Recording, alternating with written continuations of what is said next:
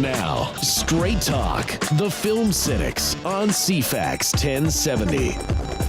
Greetings and welcome to the Film Cynics. Steve and Brian on C-FAX 1070 on a Sunday afternoon talking movies, television, and pop culture. Brian, how are you, man? I'm doing pretty good. I had a busy week of watching things. Yeah, well, hey, I haven't seen you in person in so long. You've been our correspondent in Vancouver. It's good to have you in the studio. Thanks. It's good to be here. It's kind of weird. You bring a fresh odor to the studio. That's what you want to call it. It's wonderful. We got a great show for you today. We're going to talk a little bit about comic books and how they relate to the film world. We got a very special guest today. Gareth Gaudin from Legends Comics is in to talk about movies of all kinds and comic books of all kinds. And we've got three specific ones that are sort of they're comic books that you probably have never heard about, and they're turning into movies that you may or may not have heard about. And I'm very excited about at least one of them that just premiered this weekend at the South by Southwest Film Festival. But there's a couple others that are on the horizon, and there's trailers out for them and everything. So Gareth, how are you? How are you today? I'm great. Thank you very much. Thank you very much for joining us today. So your work at Legends Comics, you're sort of steeped in comics lore. What do you think about the current slew of adaptations of comic books that are going into the movie world? I think it's great. I like watching movies, and it's a lot of the movies are based on comics that I hadn't really read my whole life, so I just kind of have a passing understanding of, like Iron Man. You know, I know Iron Man, but I hadn't really read enough to love it. And that movie made me love Iron Man. They did a great job. It definitely filled him with a lot of personality. Totally, I mean, reading the comics now, you're inspired to be reading them from the new movie persona. Well, yeah. Do you think that actually that there's an effect of once the movie's made, suddenly there's an effect on how the comic book is presented? Yeah, in that instance, for sure. It's like when they do Simpsons comic books, and reading those, I have all the Simpsons characters' voices in my head. Yeah. So it's sometimes a movie or TV show can really affect your reading of a certain book. And right. Iron Man certainly worked that way. Okay, yeah, I mean, I can imagine that. Because I really had no interest in Iron Man before. I just sort of thought of him as a pale imitation of Batman, and his alcoholism really kind of bothered me. And it was just this rich guy that happened to have a lot of people hanging out in his mansion all the time. You can't really feel that that's you. He's not really an everyman. No, absolutely not. And I mean, Robert Downey Jr., even though his character was so, like his character was so intelligent and so wealthy, but he was still the kind of everyman that liked to race his own driver in his own car and that kind of stuff, and hang out at Vegas when he should be getting awards for, I guess, philanthropy. He was getting awards philanthropy. For? Yes, yes, indeed. Okay, so we got three specific comic books that I wanted to talk about, and I guess I want to start off with the first one, which is a Canadian creation, Scott Pilgrim, and how it relates to Scott Pilgrim versus the World. Yeah, that's an amazing comic book series. I ignored it for a couple of years. Like I think after the second volume came out, a friend of mine in Vancouver, who's a big comic guy over there, he said, "You don't ignore it. It's not what you think it is. It's a Canadian little masterpiece. It's manga's really popular with young kids, so I assumed it was just another bit of manga, but it was this rock and roll comic book adventure, romance, action."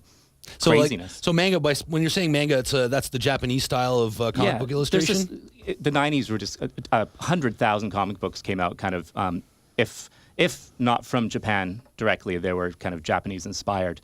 And so much of it came out at once that nobody could stay on top of it all. So part of me just kind of ignored it, put it to the side. I have a manga section in the store, but I'm not finished with North American comics to delve into this completely new world. Right. So books like Scott Pilgrim come out, and they kind of take the trappings or the aesthetic from manga and introduce them quite gently to people like me who are steeped in the American tradition. So my understanding is Scott Pilgrim is just sort of a slacker. He's a bass player. Yeah, he's got a band. He's just a young kid. Well, he must be in early 20s, and he starts dating this high school girl. And there's a problem, though, is in order to continue dating her, he has to battle her seven evil ex-boyfriends.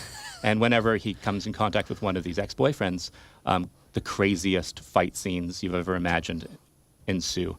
So when things are not going crazy with these battles, it's just sort of more an everyday kind of world. Yeah, a guy. But then things transform when when the fights show up. It's like you're watching a 1978 Japanese cartoon.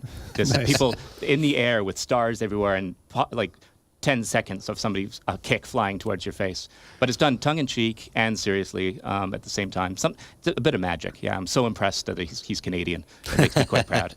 Well, now, and the cool thing is that the guy that we're getting to star as Scott Pilgrim in the movie comes out is Michael Cera. Yeah. But it's being directed by British director Edgar Wright.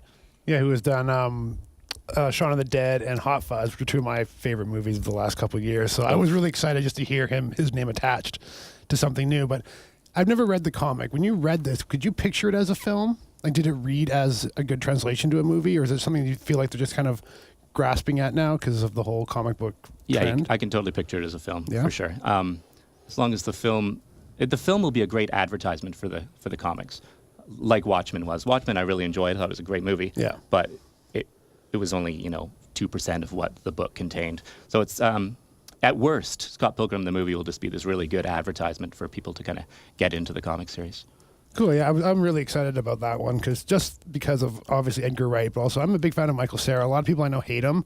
I love him. He's They great. kind of feel like either love him or hate him. A lot of my friends feel he's kind of jumped the shark of being the hipster guy in all the movies. Like he's always plays the same guy.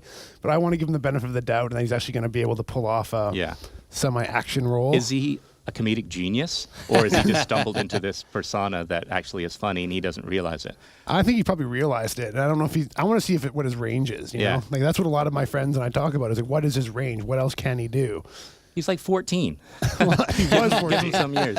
He's not Michael Bluth anymore. Well, Or yeah, I Michael mean, I Bluth. think he's got a rut that's working for him. Like he's got a Woody Allen-esque personality that he can use, and people, I mean, if they expect that's what they expect from him, and that's what he delivers, then nobody's disappointed. Well, Woody Allen's still in that rut, and it works for him. Yeah, He does the job. I mean, so yeah, I guess that can all work, and especially in this, I see like as Scott Pilgrim is the way I picture him is this is kind of. He's lovable. He's cute because he's got no problem finding a girlfriend. He's got his back catalog of girlfriends that are going to give him trouble as well as these ex-boyfriends that he's got to fight. So yeah, Michael Cera sort of got the same thing. He's awkward. He's kind of laid back. But yeah, women love him for some reason. Yeah, and Edgar Wright doesn't make a wrong movie, so Exactly. I think it's going to be great. Okay, number 2 on my list, The Losers. Now, I don't know too much about this. It's a Vertigo comic. Sells like crazy. People who love comics love The Losers. Now, is it the artist that's really everybody's fascinated It's with? all about the Jock? writer. Jock, he's really. I think Jock might be Canadian. I don't. Yeah, that's what I heard too. Yeah, I think he might be from Toronto. I don't. I haven't read The Losers. I brought them all home. I'm going to read these before the interview. Right. I'm like, nah. I'll just go in completely. You gonna wing it?